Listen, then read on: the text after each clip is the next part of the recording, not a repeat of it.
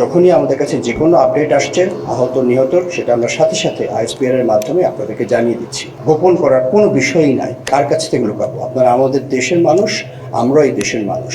ইতিমধ্যেই গতকালকে আমরা একটি উচ্চ পর্যায়ের তদন্ত টিম গঠন করে দিয়েছি। দয়া করে আপনারা দেশের এই বিপদের সময় সোশ্যাল মিডিয়ার বিভিন্ন গুজব, মিস ইনফরমেশনে কান দিবেন না। ক্র্যাশ সাইটে এক ধরনের অশান্তি বিরাজ করছে, এটা সত্যি দুঃখজনক। গতকালকে আনুমানিক 1টার পরে 1টা 13 মিনিটে একটা আমাদের জঙ্গি বিমান প্রশিক্ষণ করার সময় বিধ্বস্ত হয়েছে রানওয়ের খুব নিকটে, এবং সেই ক্র্যাশ সাইটটা ছিল মাইলস্টোন স্কুলের একটা বিল্ডিংয়ে, যেখানে আমরা অনেক কোমলমতি ছাত্রছাত্রী এবং শিশুসহ অন্যান্য শিক্ষক এবং অনেকের আমরা নিহত হয়েছেন। প্রথমে আমি তাদের আত্মার মাগফিরাত কামনা করছি। এছাড়াও অনেকেই আহত হয়েছেন এবং তারা বিভিন্ন হাসপাতালে চিকিৎসাধীন আছেন। আমি এখানে আসার আগেই সিএমএইচে দেখে এসেছি, ওয়ান ইউনিটে যাবো ইনশাল্লাহ একটু পরে, অন্যান্য জায়গাও যাওয়ার ইচ্ছা আছে। সবাই চিকিৎসাধীন আছে এবং যারা ওখানে ছিল তাদেরকে আমরা যত দ্রুত সম্ভব উদ্ধার করে এবং হেলিকপ্টার ব্যবহার করে এবং ফার্স্ট রেসপন্ডার হিসেবে সেনাবাহিনী এবং বিমান বাহিনীর উদ্ধার কর্মীরা গিয়েছিল, সাথে ফায়ার ব্রিগেড, অন্যান্য যারা ছিল সবাই তাতে রেসপন্ড করেছিল, এবং আমরা যত দ্রুততম সময়ের মধ্যে সম্ভব আমরা তাড়াতাড়ি তাদেরকে এনে চিকিৎসা দেওয়ার ব্যবস্থা করেছি। যে পাইলট যখন বিমানটা তার নিয়ন্ত্রণের বাইরে চলে যাচ্ছিল, সে তার সর্বোপরি চেষ্টা করেছে বিমানটাকে একটি খালি জায়গায়, বিশেষ করে ওই মাঠটাই পেয়েছিল যেখানে সে নামানোর চেষ্টা করেছিল, কিন্তু তারপরে তার শেষ চেষ্টা সফল হয়নি বলবো, কারণ বিমানটা আছড়ে পড়েছিল ওই বিল্ডিংয়ের উপরে।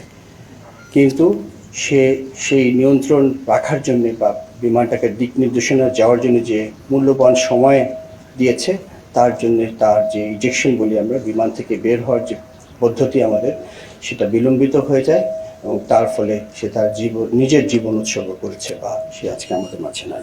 ইতিমধ্যেই গতকালকে আমরা একটি উচ্চ পর্যায়ের তদন্ত টিম গঠন করে দিয়েছি। তারা অতি শীঘ্রই এই তদন্ত করে বের করবে যে কী ঘটনা ঘটেছিল, এবং তার ভিত্তিতে আমরা ভবিষ্যতে যদি কোনো কিছু ভুল ত্রুটি থাকে তার অবশ্যই ব্যবস্থা নিব। আপনাদের মাধ্যমে আমি দেশবাসীকে একটা বিশেষ অনুরোধ করতে চাই, সেটা খুব জরুরি আমার জন্য আপনাদের মাধ্যমে বলা। সেটা হচ্ছে, দয়া করে আপনারা দেশের এই বিপদের সময় সোশ্যাল মিডিয়ার বিভিন্ন গুজব, মিস ইনফরমেশনে কান দিবেন না। একটি শক্তিশালী বিমান বাহিনী দেশের স্বাধীনতা ও সার্বভৌমত্বর জন্য অপরিহার্য।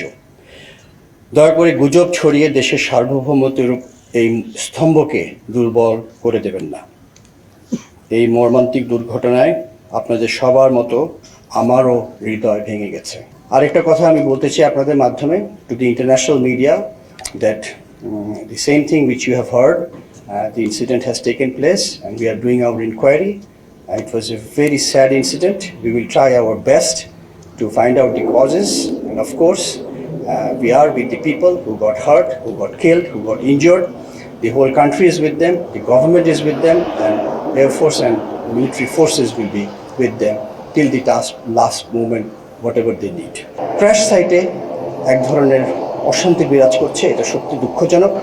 অনেক গুজব চলছে, এই গুজবে কান দিবেন না। আমরা প্রতিদিন যখনই আমাদের কাছে যে কোনো আপডেট আসছে আহত নিহতর, সেটা আমরা সাথে সাথে আইএসপিআর এর মাধ্যমে আপনাদেরকে জানিয়ে দিচ্ছি।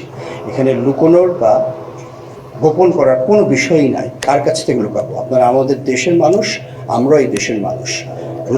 দুর্ঘটনায় আমরা চেষ্টা করছি যেটাকে সম্পূর্ণ নিয়ন্ত্রণে নিয়ে আসতে, এবং এখানে যদি আমাদের মধ্যে অস্থিরতা বিরাজ করে তাহলে কারোরই ক্ষতি হবে না, আমাদের দেশের ক্ষতি হবে।